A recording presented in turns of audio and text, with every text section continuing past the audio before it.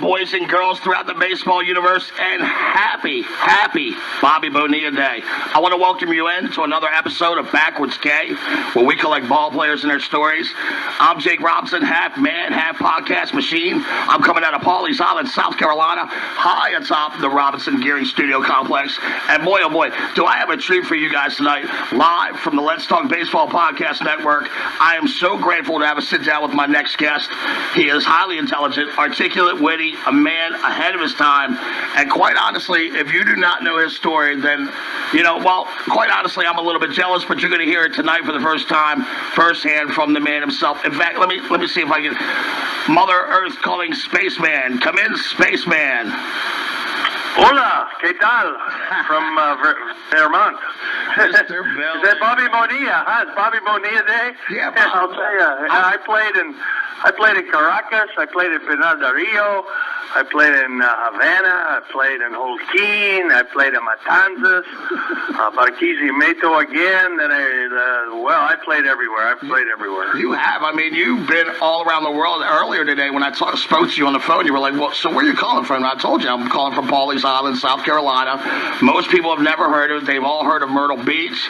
But you were like, no, I know it well, man. The Yankees own a wildlife preserve down here. And I went and looked it up, and sure enough, there it is. It's the Tom Yawkey Wildlife Preserve. So you even know my neck of the woods, don't you? He owned 1/7 of the coastline of South Carolina. Yeah, he was Georgia Pacific, and I remember he had leukemia after the '75 season when we lost, and he was very despondent. And he used to steal my National Geographics, and I would go down and see him after he'd have chemotherapy and stuff. And I told him he had to come back as a bird because he used DDT on all of his seedlings because he was trying to kill the soft pine beetle. Right. And thereby he made all the ospreys sick and all the shells fragile. Right. And, he had to come back, and he had to do at least 2 years of penance as a bird. He's one of the largest landowners in South Carolina. Did you have a good relationship with the Yankees? I know you had, definitely your moments with management, but how about the owners then? Did you have a good relationship with the Yankees? Yeah, it's funny. I got along well with owners. Charles Brofman, who owns Seagram's, he loved me, and he tried to get me back on the Montreal team, but John McHale wouldn't let me come back, and I was kind of banned from baseball because I was such a union organizer. Right. And Tom loved me too. Tom didn't care. He knew I could play and pitch, and he just said, give me the ball. That's right. And I wanted to get your opinion today before we get into this about Bobby Bonilla Day. I mean, here's a guy who makes $1.19 million every July 1st. And it's probably one of the greatest retirement packages in Major League Baseball history. You were a player rep alternative, if I'm correct, right? I was head of the American League Players Association when we developed arbitration with Dick Moss and myself. Okay. Joe Torre was the National League rep, and we came up with the concept in Hawaii back in '72. And then free agency came about after the '75 season with the Messerschmitt and McNally decision. And Sykes basically said that, the reserve clause was unconstitutional, and it opened the floodgates for player salaries. And, the owners striked. They locked us out. '94, we don't have the World Series.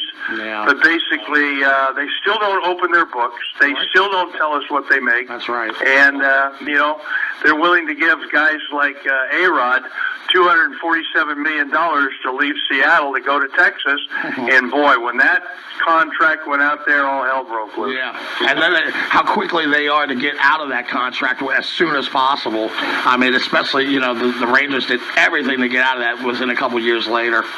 But, look, it's so great to have you here. I'm wondering, how does, a kid from South California, how does he wind up so happy and content living in Vermont? Well, I kind of like individuality and freedom and social isolation. This is Vermont. I live on about 40 acres on a ridge. The river, I'm at the highest point in the northern plateau, and the rivers run into Canada. And before the War of 1812, this was part of Canada. And my wife's Canadian, and our medical's there. My last pro team was Montreal. And I just have so many friends in Canada that I'm really upset they haven't opened the border for us yet. And we're getting itchy. We want to go to the town of Granby because they have the best creamies and the best hot fudge sundaes in North America. I mean, it's got to be really hard for a person like you because, I mean, you're a worldly person. You traveled around the world. You play baseball. And we'll get to that down the road. But, like, this COVID has got to be really tough on you. I mean, I can't even imagine. Can you imagine that you would ever see this situation ever?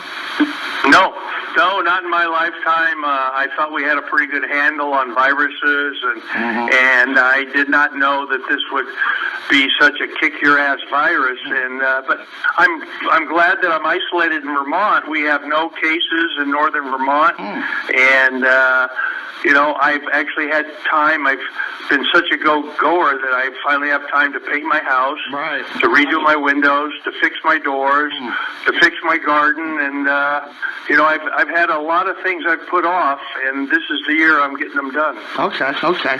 Well, look, let's go back a little bit. Now, you were born in Burbank, California, and your family was like this baseball family. Why don't you tell me about that? I've heard like your aunt was an awesome player. Oh, my God. My grandfather could play Hollywood Stars, California Angels. His daughter, Annabelle, was the first woman to throw a perfect game in a no-hitter in 1944 in the League of Their Own. My dad played, fought on Okinawa, came back, tried too hard, threw about 90, hurt his arm when he came back and became just a third baseman. And, he taught me in Little League, and my brother and Tom Foley was on that Little League team. Really? Okay. Oh, yeah. We never lost a game. We were 36-0. Really? And so, like, by the time you get to high school, is that when you start to realize that you're pretty good at baseball? Like, you're a notch above everybody else. When do you start to notice that you're a notch above everybody else? Probably when I was 6 years old. Really? I had four pitches. I had an overhand deuce. I had a fadeaway Carl Hubble screwball. I had a two-seam sinker I could throw pretty hard, and I had a four-seamer I could ride up and in, drop and drive. My aunt taught me, and I was 38-8 at USC. Right. I was undefeated for a year in high school. I got in a freak accident, tore up my knee, which kind of, I lost my fastball, but I had a tremendous sinker after that, and I used it to my advantage.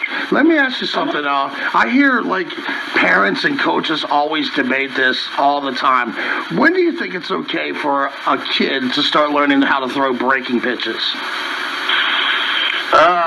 Well, if you do it technically right and physically right and know how not to do it without snapping your elbow and rolling your wrist and throwing it over a barrel, you can do it when you're 6 years old, And I argue a lot with a lot of guys, Lomborg, who's a doctor and everything, but he was herky-jerky, he threw hard. A curveball is not a fastball. And the curves that they learn are sliders, which they throw like their fastball. I never threw my curveball my curveball was half as fast as my fastball. I didn't throw it off my fastball. It was a totally different pitch. My screwball was a totally different pitch, and when in your myofibrils, when I learned Job and Curlin and all the doctors, when you throw hard and try to make the ball break, you're breaking down the tissues there. But when you throw easy, and throw a lot of change-ups, which I still do to this day, and I still win because I know how to pitch. I'm a pitcher. I'm not a thrower. Gotcha. And, wow, that's really interesting. So, like, you don't really say there's, like, a certain age you can learn it. It's really about, like, the technique, how to teach. It's exactly. You have to have technique. You have to know physics. You have to know chemistry. And what happens is we've got a really dumb I believe humanity's gotten dumber and not smarter as we've gained technology. Specialization breeds extinction. And I'm not a specialist. I'm a generalist. Gotcha. You know, I'm a meteorologist. I'm a physicist. I'm a chemist. I'm a meteorologist. You know, I'm a lawyer. I beat Alan Dershowitz in the Pete Rose trial at Harvard University. I ran for president in '88, and I ran for governor, you know, just recently. So, you know, and the trouble is I'm a socialist, and socialism doesn't breed well in a place that believes in capitalism and democracy. Right. But they do not work together. You know, capitalism should be communist because it's kind of a stress to get to the top, where socialism is to bring everybody up by themselves. I'm a Eugene Debs. Eugene Debs ran for president in prison and got the most votes of all time. He's from Indiana. Kurt Vonnegut's from Indiana.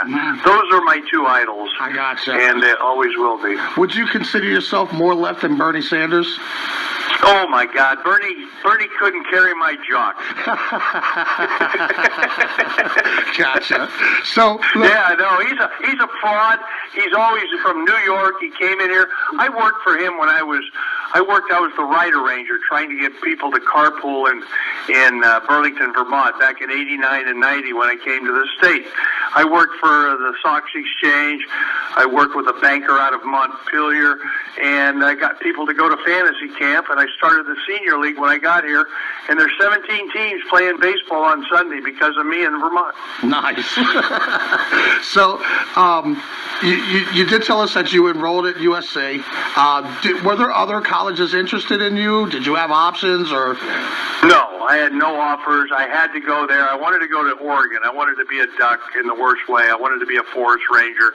But my family owned a university in Southern California called USC. Okay. That's my family. My family started that on my mother's side. So I was destined to be a Trojan.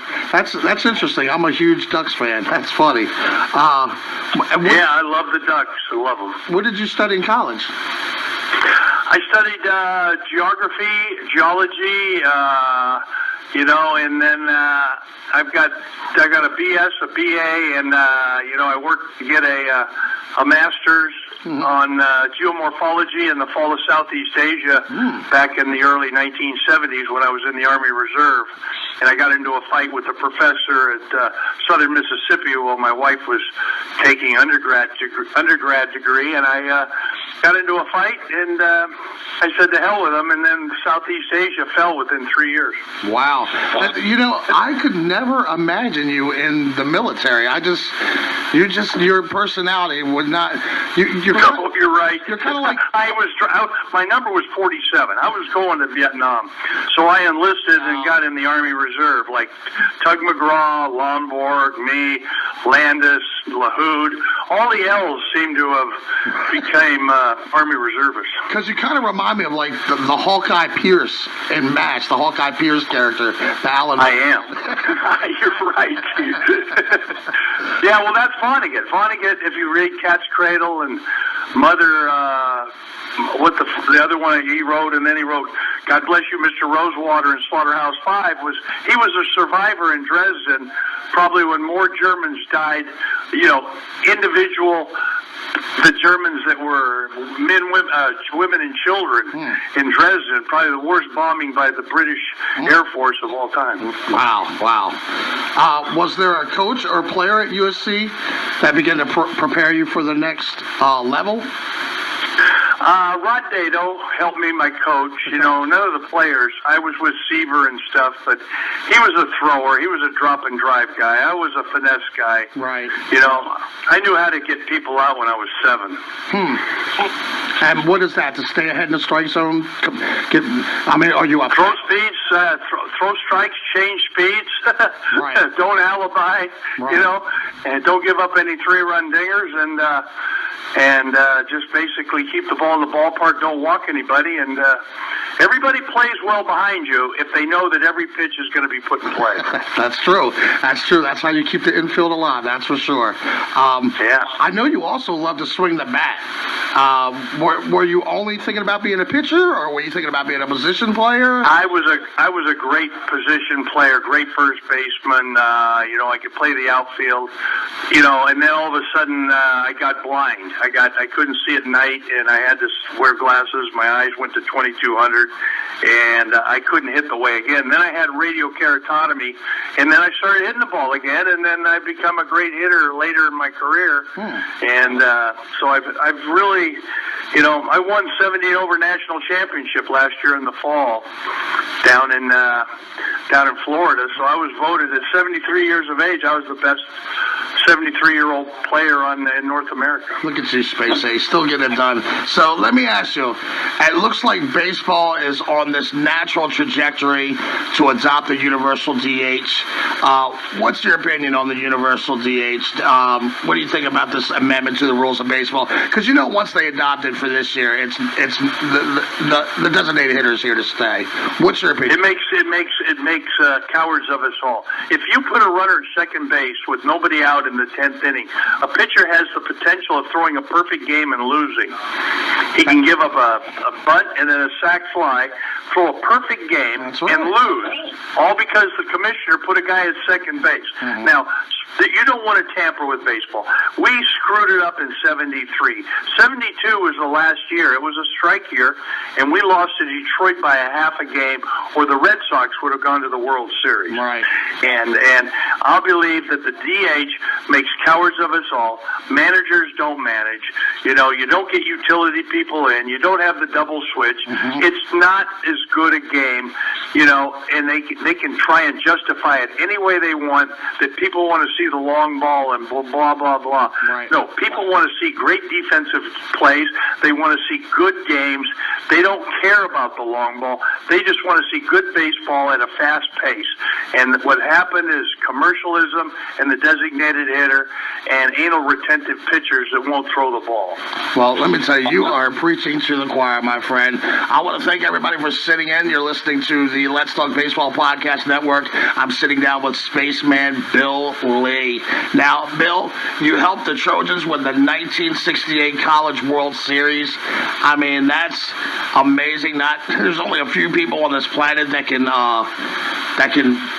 say that. Well, what's that like, winning the World Series? And then immediately upon your graduation, you're being drafted in the 22nd round by the Red Sox. You have to be on this. Yeah. How do you be drafted in the 22nd round after being named the best pitcher in the College World Series? Yeah, what's that all about? Tell me that. What's that all about? I don't know what it is. It's just that the powers that be don't recognize good pitching. They're all looking for potential. They're looking for that guy that can throw 100 miles an hour. I could have thrown hard if I wanted to, right, but it was counterproductive. It wasn't good baseball. It's better to throw. Last year, I was playing in the winter. I'd already hurt my arm. It came back. I fixed it. I had a totally dislocated left shoulder, and I fixed it.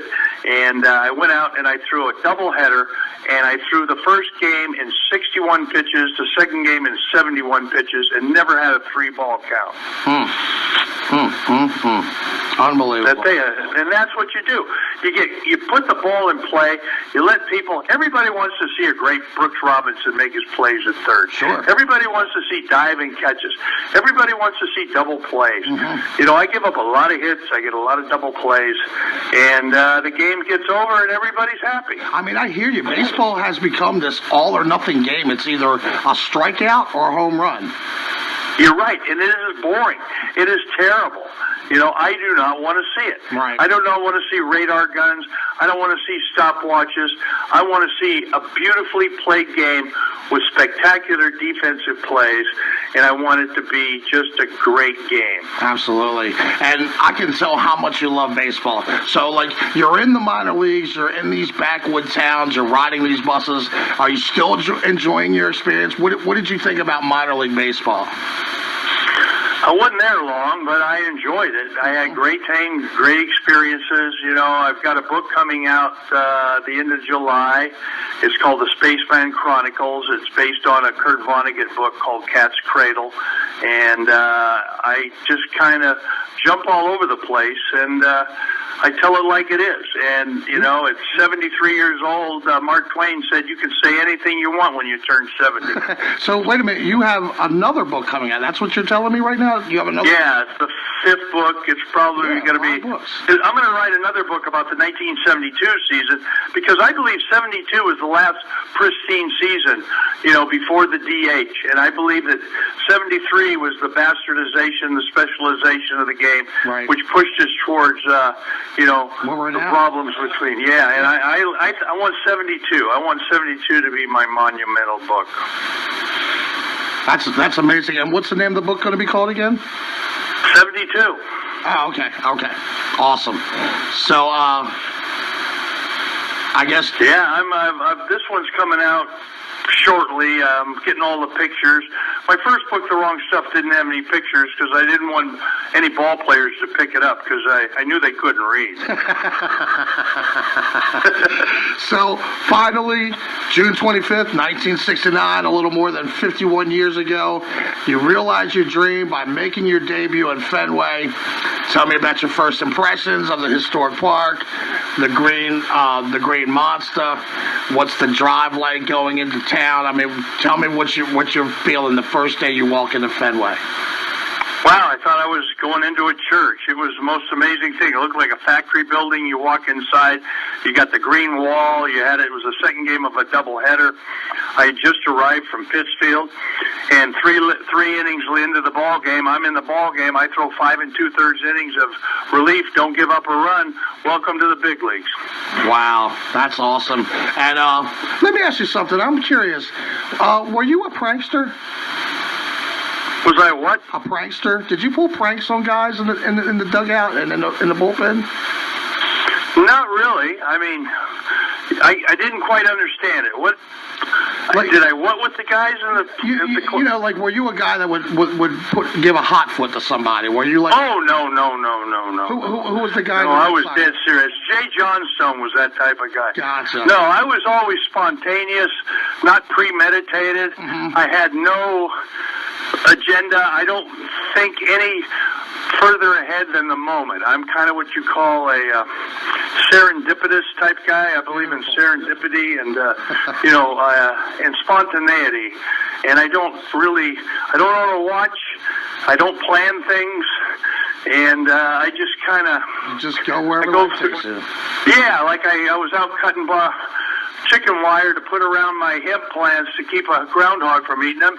And I kept cutting myself, and I said, there's got to be a better way. So I just made little hats for my hemp plants, and I kind of gave these little metal bonnets to it and put 4 sticks on it. And as the hemp plant grows, it'll grow right up. And I don't think that damn groundhog's going to want to eat through that mesh. That's so funny. So when you come into Fenway and you're now Red Sox, did you fully realize how fatalist of a fan base the Red Sox Nation was? When did you first get a taste of, wow, this fan base has got some issues here? Yeah. Well, I'll tell you, the most amazing thing was when I had the lead in Game 7, and all of a sudden the crowd got deathly quiet. I'd never seen such a paranoid bunch of people. I mean, most fans would be cheering you on.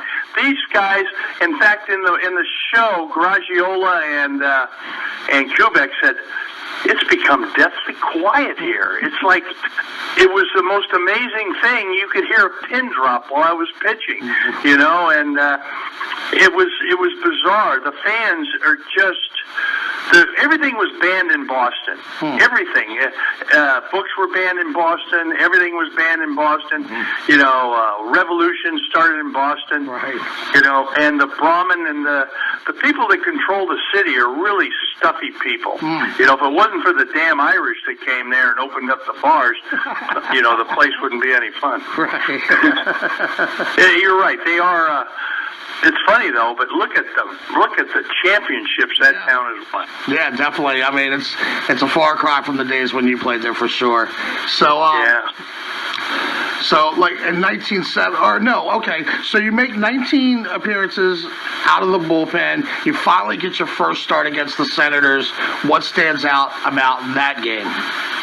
Oh, my gosh. That was against the Cy Young winner, Boswell. I ended up getting the ball given to me. Didn't know it until I got to the ballpark, and my wife was pregnant, and we walked to the top of the Washington Monument and back. I was gassed in the third inning. Really? I remember that. I would have liked to have known I was going to get the start and maybe relax. I maybe made a better performance, but my first start, was against the Cy Young winner of 1969. You're listening to Backwards K. I'm Jake Robinson, and I'm sitting down one-on-one with Bill Spaceman Lee. Now, while you are having success in the bullpen, this type A personality inside of you, and I can hear it when I speak to you, you have to be chomping at the bit to crack this rotation to stay, correct? Oh, my God. I didn't start till 73. Right. I didn't start in 70, 71, 72. If I started one game in 72, we're world championships. 73, I didn't start till halfway through because, what's his name? Our manager was from Richmond, Virginia. He was the third baseman for Cincinnati. Eddie Casco, the guy, he just passed away. And Eddie didn't like me because I wore a Rolling Stones T-shirt with a big tongue on it that said "Lick Dick" in 72. Oh my God!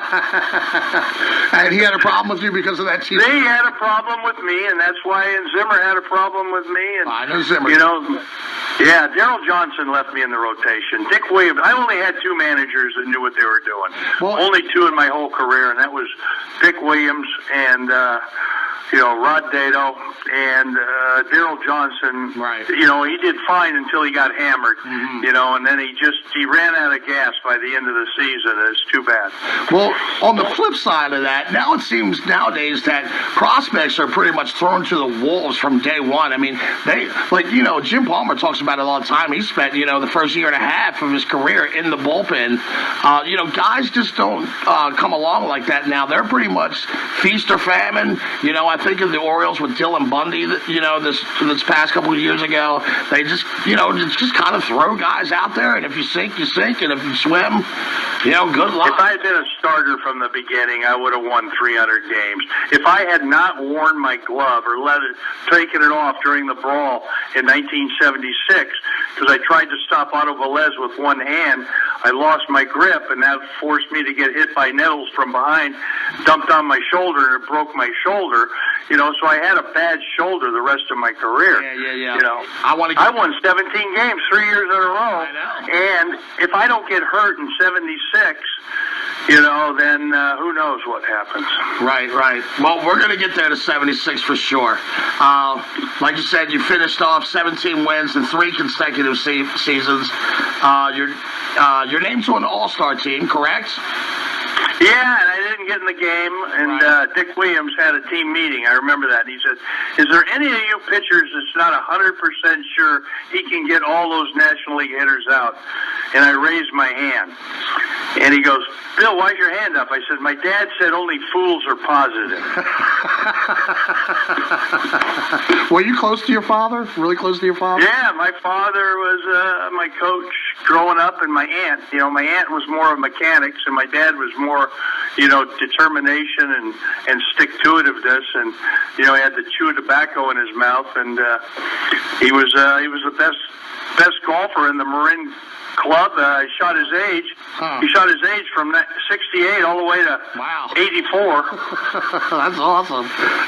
Yeah. So, now you're starting to crack the rotation. You're with Louis Tiant, El Tiante. How is Louis Tiant not in the Hall of Fame before we go any further in this? How is Tony Oliva not in the Hall of Fame? How is Gil Hodges not in the Hall of Fame? How are all these people not? How is Richie Allen not in the Hall of Fame? How is that jerk from the Chicago White Sox in the Hall of Fame last year? and Willie Horton, and right. I mean, there's 17 guys I wouldn't pitch to, and that guy from the Chicago White Sox is the only guy I would pitch to. That was, it's like, God darn. Yeah, it's crazy. And actually, you just got back from Cooperstown, right? I just got back. I talked to the new president. We're going to have a long discussion. We're going to open up a wing. There's a lot of property there, and they just got to make the Hall of Fame a little bit bigger. Right. And is there any truth to the rumors that you were up there to tear down a couple statues and replace them with Buck Weaver and Shoeless? Yeah, I did. Yeah, I wanted Buck Weaver, Shoeless Joe. I wanted Kennesaw Mountain Landis at the bottom of the lake. Gotcha. So 1973 comes along, and this is a memorable year because, like you said, Bowie Kuhn takes the bat out of your hands forever. And tell me about your last American League at bat. Yeah, Lolich. Against Lolich, he had me 0-2, and I moved up in the box. I said I was like taking away his curveball, and he threw me a fastball, and I freaking hammered it right at K-line, and he didn't know whether to come in or go back. It went under his glove, and I had a triple. I had an inside the park home run if I kept running, but I got to third base. I didn't see Popowski. It was so far down the line, I couldn't pick him up, so I slowed down and then stopped at third, or I had an inside the park home run. As it is, I have the last triple by a pitcher in a regular season game in the American League. That's amazing. And it's funny, too. I've heard you tell that story before, and you talk about how Al Kaline was so old out there in right field that he had pigeon shit on him. No, that was when I pitched to him in Detroit, and I walked him on a 3-2 breaking ball right down the middle, and it was called strike three. The umpire was going to call him up, but he'd already walked to first base, and the umpire didn't have the guts to ring him up. So he's leading off at first, and I wouldn't throw the ball to Freehand, the next hitter. I kept yelling at him, going, swing the goddamn bat. I got a wife and kids to feed. You don't have pigeon shit on your shoulders yet. You ain't a statue. That's good stuff. So 73 is also significant in that Carlton Fisk, in his second year, becomes the team player rep with you as the alternate. And this is basically the beginning of a remarkable friendship between you two. It lasts for years. It's very successful. And there are times when Carlton Fisk actually comes out to you on the mound and has to put you in your place, correct? Oh, yeah, he was, but he's so methodical, so slow. When he's on his deathbed, he'll be there for 3 years. Fisk and I, we have our way. I'm older than him. I tell him what to do. I've been in the big leagues 3 years before he got there permanently. So, I wasn't taking anything from Carlton. He's an indestructible object. He's the toughest, most flexible, most determined guy I've ever known, but he's also the most boring. And there's a great new book out. There's a book out for baseball fans. It's called The Wax Pack. It's about the 86 baseball cards that this kid, as a young 10-year-old, he buys them and he falls in love with the cards. And then just 2 years ago, he decided to drive across America and interview everybody in the Wax Pack. And the only guy that blew him off was Fisk. Oh, man. It's a great read. It's called The Wax Pack. Go get it after this show. And please check that out. Get the owner. Get the author. Get the author on your podcast because he is tremendous. He has OCD. It's all about OCD, relationships in baseball. It's pretty good. Okay, I'm going to check that out for sure. I will definitely take the Wax Pack. That's your next assignment. You got it, buddy. I will definitely be on that. If you give me the say so on that, I will definitely try that out. So that's what I am. I'm an idea guy. Oh, I know you are, brother. I know you are. So 1975, you're like, now you've become this bona fide workhorse. You're pitching between 260 to 280 innings a year. You've won 17 games 3 years in a row, like you said.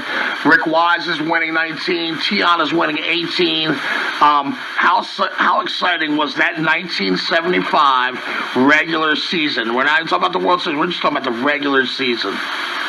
Oh, we were good. We moved right down the line, and I'll tell you, the 78 team was even better. Mm-hmm. I had finally come back from my injuries, but 75 was, it was just perfect. You had Freddie Lynn, Rookie of the Year, Most Valuable Player, and you had Jim Rice, who was runner-up to both right there. That either one of them could have got it. I mean, we were unbeatable in the outfield. We had Miller, we had Beniquez, we had Carbo pitch hitting, we had Ogilvy, we had.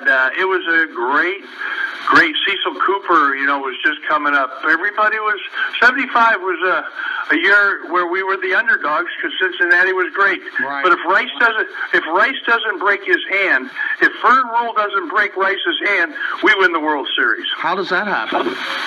That happened on the next to last game of the season. He broke his wrist, and that was it. With a pitch ball, he got hit in the wrist? Yeah, it was a pitch ball, broke his wrist, kick swing. And but you guys do go on and you smash Oakland. I mean, Oakland is coming off of 3 years of just baseball dominance. Were you surprised by that at all, or you just knew you were better than Oakland? No, they had about had it. Right. I threw good again. I beat them earlier in the year. I threw a 78-pitch one-hitter, two-hitter, and actually both of them could have been called errors. And I almost threw a no-hitter to them, and they were beatable that year. I was pretty sure they had run their gamut. Of course, I got you.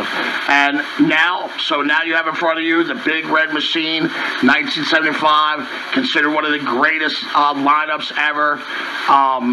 6 future Hall of Famers plus Pete Rose in this game, in this series.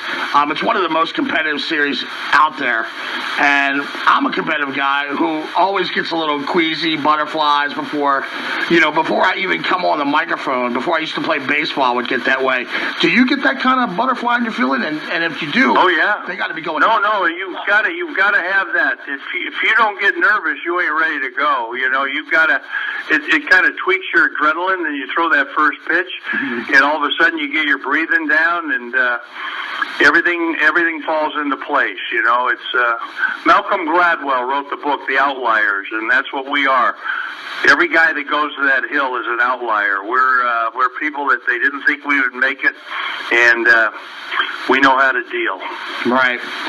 So you're starting Game 2 of the World Series. The first one, you guys pretty much shut them down. I think it was 6-0, if I'm not mistaken. All runs were scored in one inning. That could have been a 1-0 ball game too. And Tion and I go out, and we could have won that ball game. We had the rain delay, and after the rain delay, I had to face bench and the top of all those right-handers after a 40-minute rain delay. How many pitchers go out and throw the 9th inning after a 40-minute rain delay? Wow, that never happens now. No, it never happens back then. It shouldn't have happened. Right. Moret. If he brings Moret in to finish it off with me, throwing nothing but gas, that game's over. Right.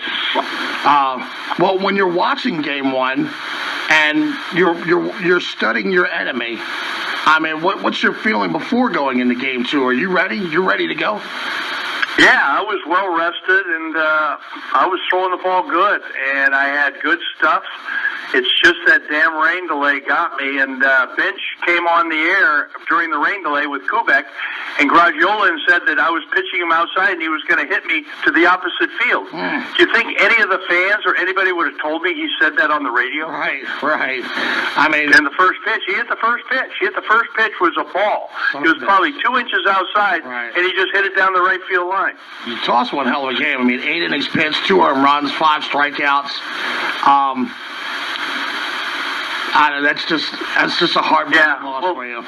And hey, it's terrible that I was. If they had a manager that got me out of there, we would have been world champions, and I'd probably be president of the United States. Well, after Bill Bradley. And you do start Game 7. There's not even many guys on this planet who have started a Game 7. I'm honored to even speak to someone who's pitched on a Game 7 of a World Series. I gotta know. I mean, what's that day like before you even? I mean, Game 7, it's all on you. Boston Red Sox haven't won a World Series since 1918. I mean, what is that day like? The build-up before going into that Game 7. Oh yeah, we were lucky to get to Game 7. We win Game 6, which was probably the most remarkable. It's it's actually the number one game in World Series history was Game 6. And Game 7 was just as good. You know, I had a 3-run lead. I almost hit a grand slam in that off of, I had the bases loaded and 2 outs, and Billingham came in, and I hit a ball, and Geronimo ran it down in the triangle, where how the hell was he playing me that deep? I'll never know. You know, and I had bases loaded. I cleared that bases. We got a 6-0 lead, and it's all over. And, I mean, like, I just, man, so, like, there's also some questionable managing there, too, in that game 7. Oh, God, yeah. No, what happened was, you know, we had the delay and stuff, and then I get, they don't turn the double play. I make a perfect pitch. We throw it away at first base, and now I got a runner at second and 2 outs, and I got Perez coming up, and I'm mad as hell, stomping around the mound. You think the manager or the coach would come out and settle me down? No one comes out there, and then I hang the breaking ball to Perez because I'm really upset. I should never have had to face Perez. And he murdered that ball. He murdered it. I'm telling you, it's direct TV comes off of that. Let me ask you something. When you see Carlton Fisk that ball go over the monster in Game 6, what are you thinking? Thinking there's a Game 7. That's all I said, get your rest, you know. Go to bed. Yeah, don't drink too much and go out and get them. And that's what I did. And, you know, I was ready to go.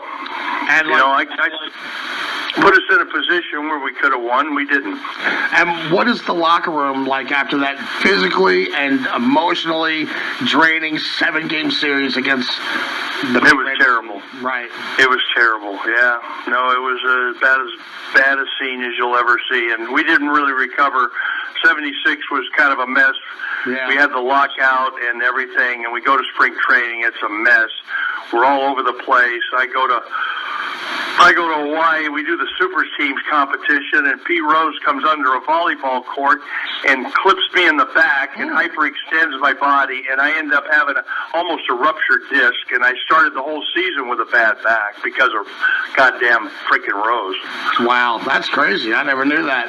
And no one knows that, you know, and it's that's what it was. And I got off to a bad start, and then finally when I had my first good start, I got the lead in the 7th inning, and I get in the brawl with the Yankees and get my arm broken. Yeah, let's talk about that brawl. I mean, you know, for those who don't know, there's a, I forgot who hit that ball in the right. Who was it? Why don't you tell us the story? Take us through that play. What happened? 2 outs, 2 on. I had a 1-0 lead, or it was a 0-0 game. I can't remember. It was a close game, and Pinella, I threw Otto Velez a sinker, and he hit a flare into right center, kind of soft line drive, and Evans made a good circle route on it, caught it on one hop, threw Pinella out at the plate by about 20 feet. And then Pinella tried to wrestle the ball out of Fisk's glove. Fisk took exception, smoked him with the ball, and then all hell broke loose. Hammered him. So all hell breaks loose.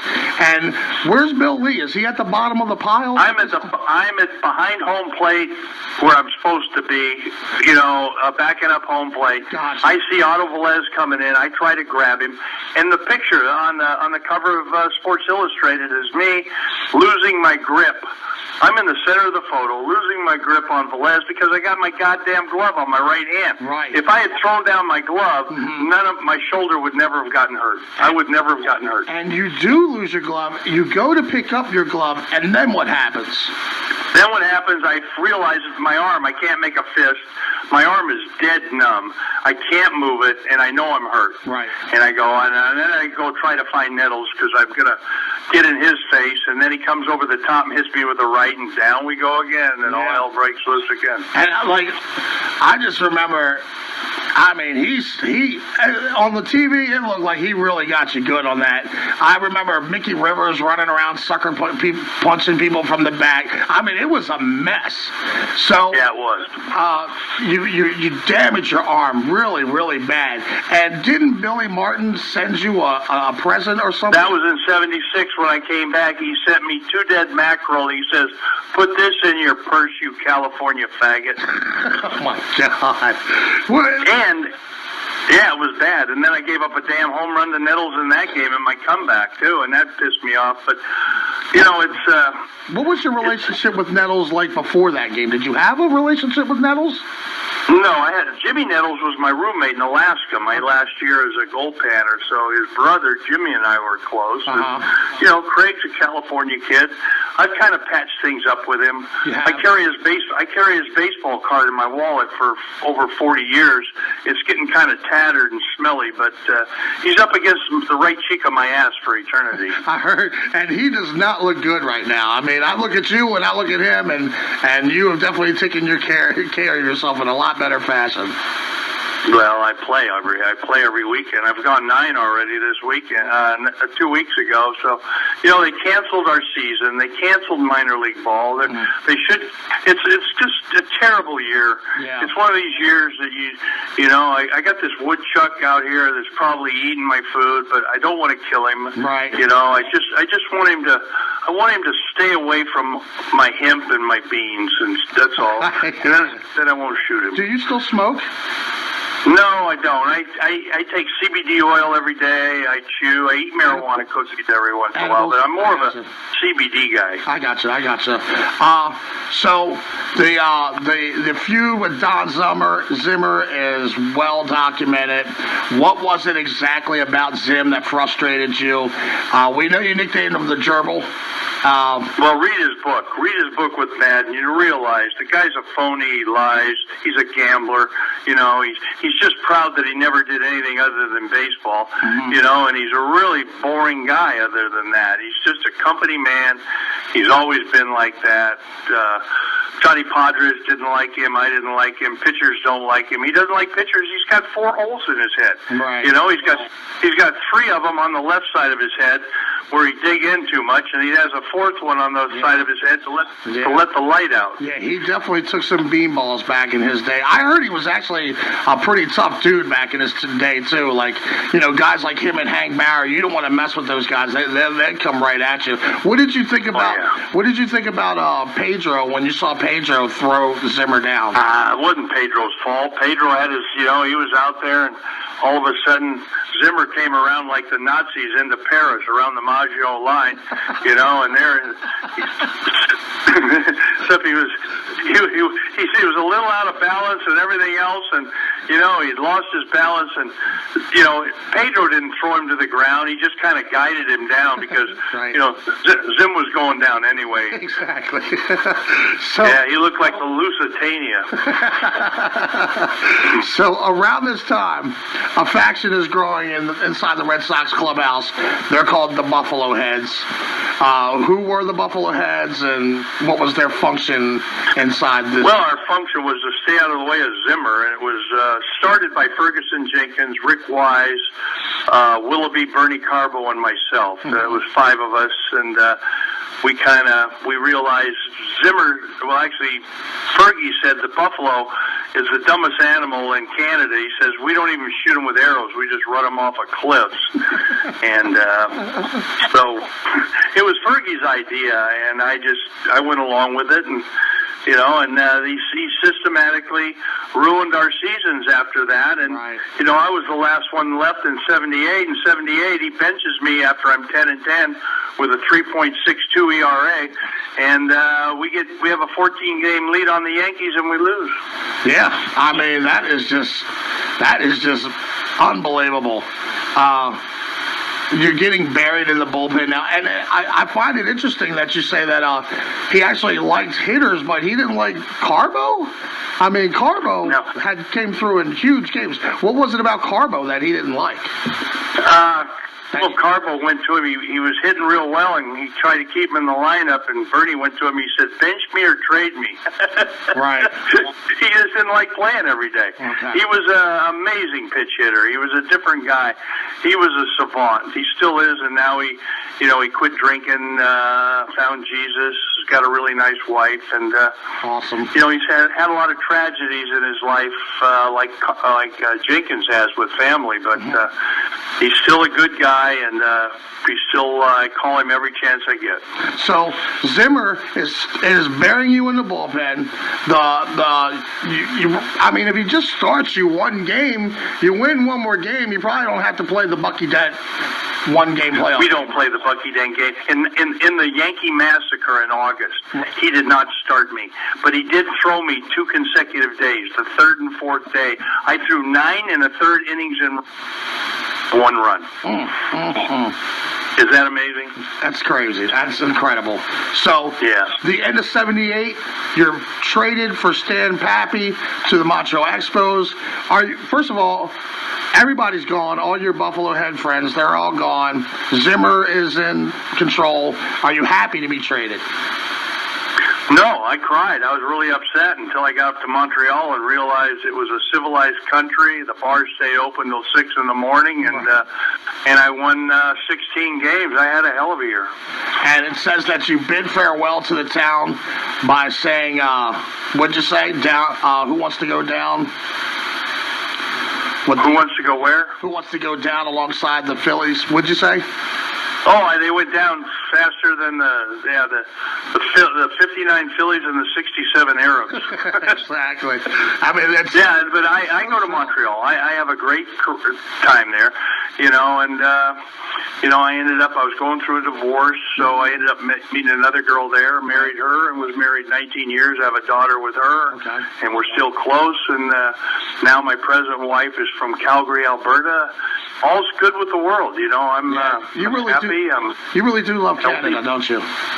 I love Canada. I love it. I love their socialized form of, if you're hurt, you just go to the hospital. They take care of you. Right. It's like if you go to Norway and you have a heart attack or something, and you're a tourist and you go in there, and then you go to the hospital and you go to the billing room to pay for it, to help pay and stuff like that. They go, "What's a billing room?" They don't have bills in Norway, Sweden, or anything else. Right. They take care of their people, and that's why. They're more civilized, and why we're a bunch of jerks that don't keep our masks on, and we get COVID and stuff, and we run down, and we're just too individualistic here, and that's going to kill us. You think too much freedom? Freedom's just another word for nothing left to lose. Chris. Gotcha. It's not that. It's common sense. You got to temper it with knowledge, and we don't have knowledge here. We have a lot of people that think they're smart and listen to politicians and not the scientists, and it should be the other way around. I agree. What city had the better nightlife back then, Boston or Montreal? Oh, Montreal. Montreal didn't get started till 11 o'clock at night. And isn't there stories actually where you would pitch in between innings, when you would walk back to the dugout, people would be throwing a little tinfoil pieces of hash at you. Yeah. I had 13 grams of hash after when I beat the Cubs the first time. That's crazy. Now, 1980, it also brought on some controversy. Now, I think Commissioner Kuhn, he summons you into his office. And I want to give the 1980 some context here for some of our younger audience members. Baseball kind of does have a drug image problem at this time. The Pittsburgh drug trials are getting ready to pop off. Willie Mays Aikens, who I spoke to a couple weeks ago, him and Willie Wilson are about to get locked up for possession of cocaine. Steve Howe is getting busted like every other weekend. So there kind of is this especially when it comes to cocaine, there seems to be this problem in baseball. Now, you did a interview with High Times, the marijuana magazine. Commissioner Bowie Kuhn calls you in, and what happens there? Oh, he was dumber than a post. He didn't read the article, and he's going to kick me out of baseball for smoking marijuana, what it said in the headlines, but nowhere in the article did I say I smoked it. I said I used it. I said, when they interviewed me, they said there was a drug problem. And I said, yeah, they've been abusing nicotine, caffeine, and alcohol way too long, and they got to put it into it. And they go, we mean marijuana. And I said, I've been using that since 1963. So it's like, God damn, is he dumb as a post? And that's basically what happened. And you were saying that you would cook them with your organic pancakes, right? Yeah, I told him I ran 6 miles to the park, right. and I put it on my buckwheat pancakes in the morning and made me impervious to the bus fumes. And when you say that to the commissioner, so he fined me. I have a letter from the commissioner from Bowie Kuhn fining me $250 for using marijuana as a condiment. $250. Yeah. For using marijuana as a condiment. Yeah, I've got the letter. I tell you what, that should be in Cooperstown. That is hilarious. It is hilarious. That guy was 0-10 against Marvin Miller. That guy couldn't fight his way out of a paper bag. Right. What do you think Marvin Miller would be thinking about everything that happened this year with COVID and the fighters and the owners and the players fighting? What do you think would be going through his mind seeing this? I don't know. It's the game, stupid. It's play the game. And steroids don't make guys great hitters. Determination and everything. And, the ball was juiced. The ball was wrapped tighter. Right. Pitchers are dumber.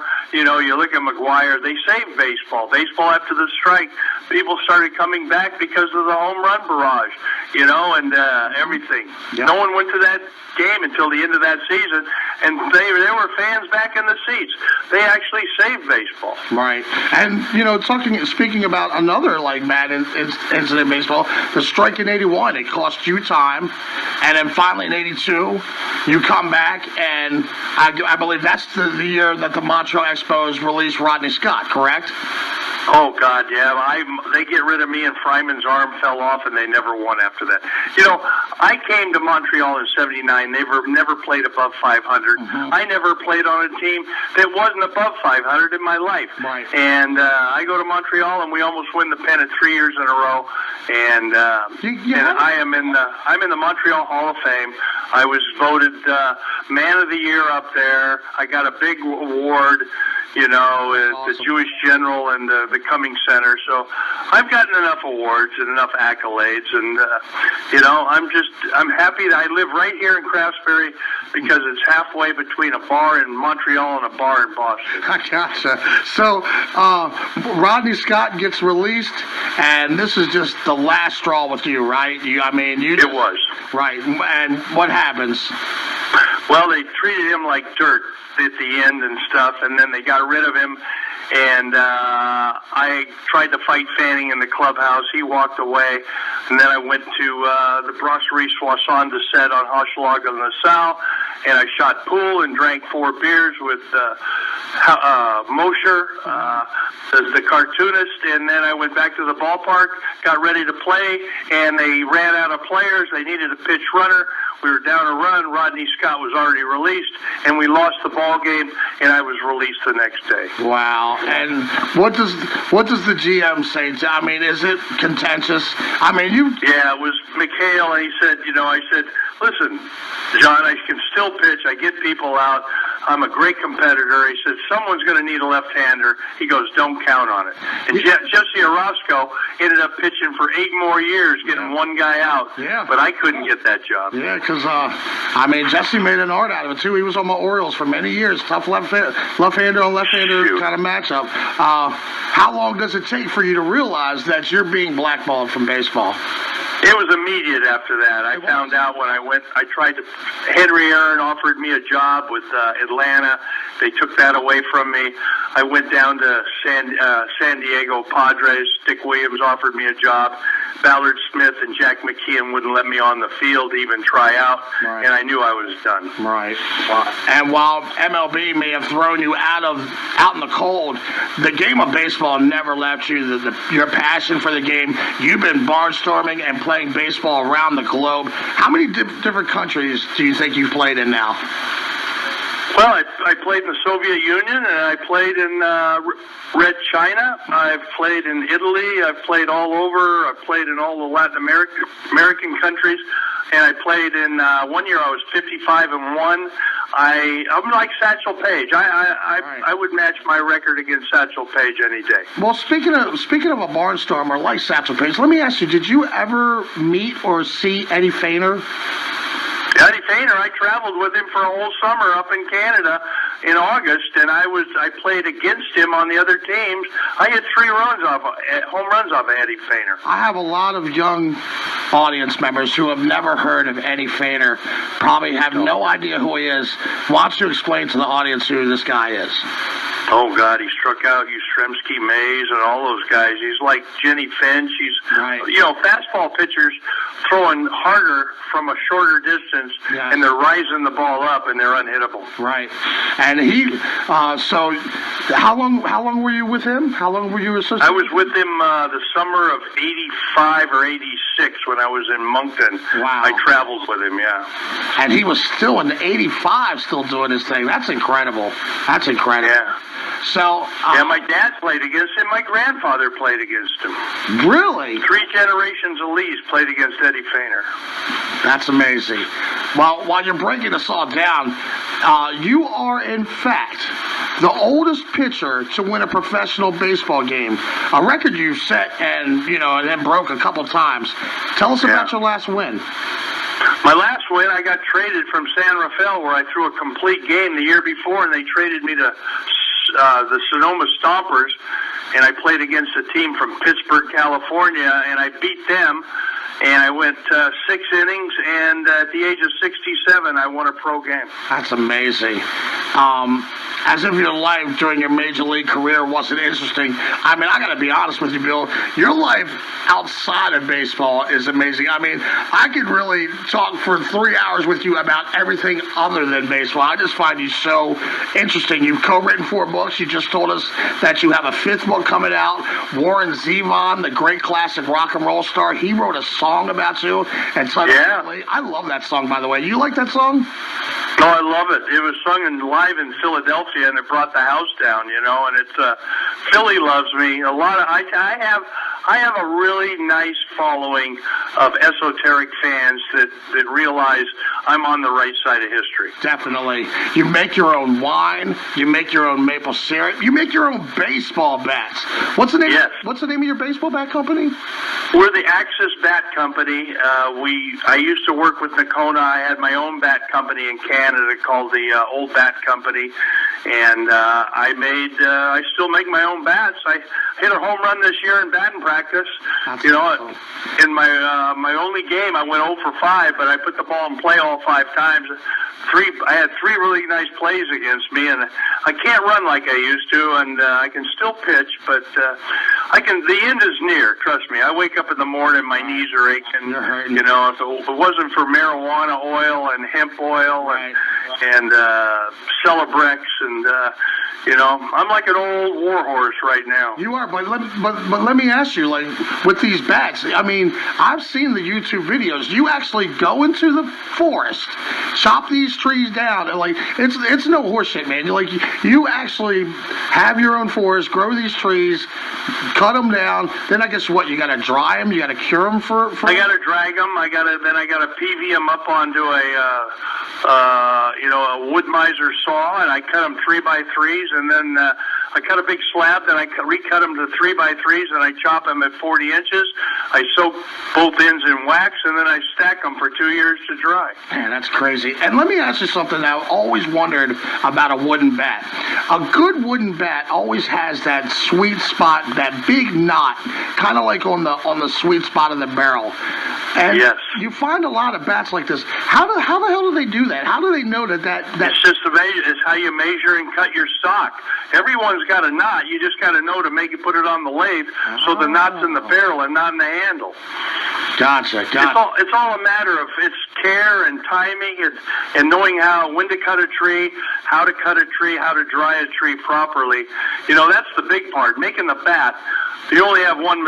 All you got to do is make sure you get that 3x3, 40 inches long, and make sure that knot is right where you want to hit. I'll tell you, if you have a knot in the bat, Carl Yastrzemski will steal it. Now, you also ran for president for the Rhino Party. You said earlier, the Rhino Party, 1988. What was your platform there? No guns, no butter. They'll both kill you. Gotcha. But that's an economic statement. That means no guns means no military budget. No butter means no domestic budget. So I wasn't going to spend any money.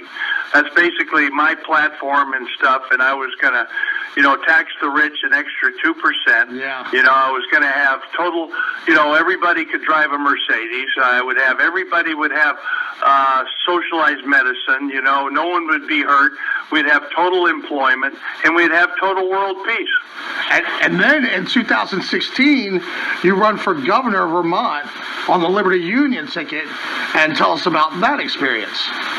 Well, I wanted basically we have this book called Out, the Moscow Covenant, and Vermont being the 14th state, the first republic before Texas, we could leave the United States and form our own country, and we were going to join with Quebec and have socialized medicine. And that basically what I do is take the northern half of Vermont, the large half, and join it with Canada. That's all I wanted to do. That sounds very reasonable and smart to me. I'm all for it, brother. I go back to the beginning of this interview when we spoke about your baseball family of ball players, and I'm curious, has that super Billy DNA transferred to your kids, to your grandkids?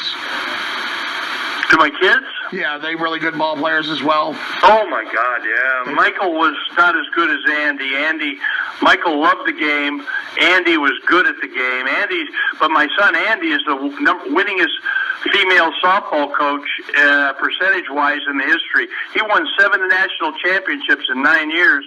He's NCAA Coach of the Year, wow. 2 years. Nice. Yeah, Andy Lee was at Eunice, Louisiana, and now he's at Southwest Florida State in Niceville, and he's a great coach. Right, and you got some grandchildren now, right? Yeah, they can play a little bit. Okay. Not that good. Right. I got one. The youngest one, Ian's probably going to be the stud, but he'll probably be a middle linebacker at Ole Miss University. I gotcha. Why did it take so long for the Red Sox to put you in their Hall of Fame? They put me in at 08. Too late. They put Hurst in before me, and that really upset me. That's ridiculous. Yeah, and then they finally put me in, and I'm too controversial because they're afraid. They're afraid with what I'm going to say, and sometimes I'm afraid with what I'm going to say. Right. I'm going to clarify it and everything, but in the long run, I do it for baseball and I do it for America and stuff. But I've got to go now. I've got to get going. But thank you for having me, and I've had a really good show. Thank you. Me too. Thank you, Bill. Bye-bye. Bye-bye. And there you go, folks. Another beautiful sit-down interview with Bill Lee. And wow, I could have sat down for another hour, but I just want to thank him so much for giving me his time. And there you have it, folks. Another stellar interview. You're going to want to check this out. Bill Lee, Spaceman. And I'm just so blessed to be able to sit here and talk to these ball players. I want to thank everybody for coming out and watching. You guys have a great, outstanding evening. Thank you all for coming out. God bless, and good night.